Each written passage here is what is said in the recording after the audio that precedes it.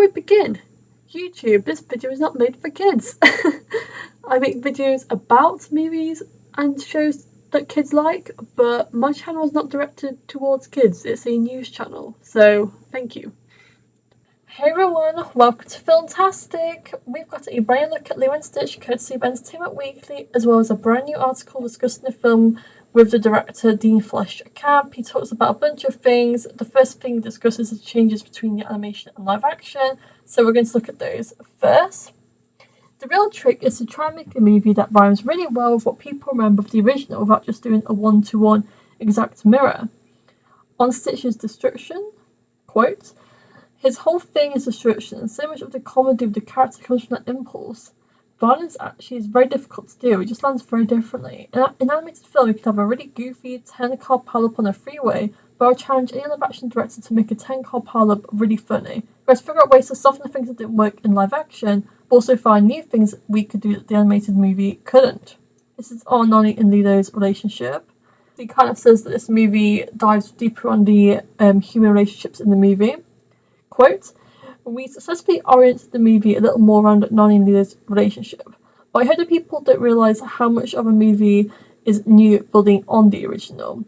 In the live action movie, if we're going to depict a 6-year-old getting torn from a sister by social services, you have to really believe that relationship. You can't just cheat it or gloss it over. You have to dig deep into things that line up with depicting a real lived experience.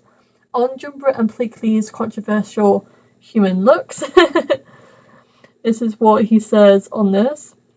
This is on the character tests for them in the disguises from the original movie. Quote, "Some tests and some character designs work, but the humour of them walking around Hawaii dressed in these terrible disguises that were Pleakley still one eyeball, it's a little harder to buy in live action. There are other more boring limitations like budgets that contributed to the decision. If you have Joe and Pleakley in any disguises, then you're going to have to shortage how much development work you can do on Stitch and these other elements. It's not like they're not aliens in the movie. You definitely see Joe and Pleakley in their alien forms throughout a lot of the movie, but they're in human skins for part of it. So the human sections are apparently only for a small part of the film, not for the entirety of it, which is pretty good because I do like the alien designs, they're very unique.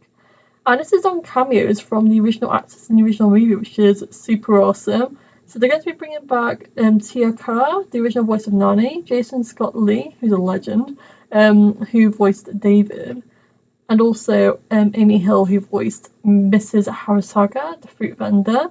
But yeah, apparently they have pretty extended cameos, and this is what he says about some of them. Quote, "Jason Scott Lee probably is the smallest cameo of those 4. He plays Nani's manager at the luau, but he still has a few scenes and is definitely in it if you know who he is."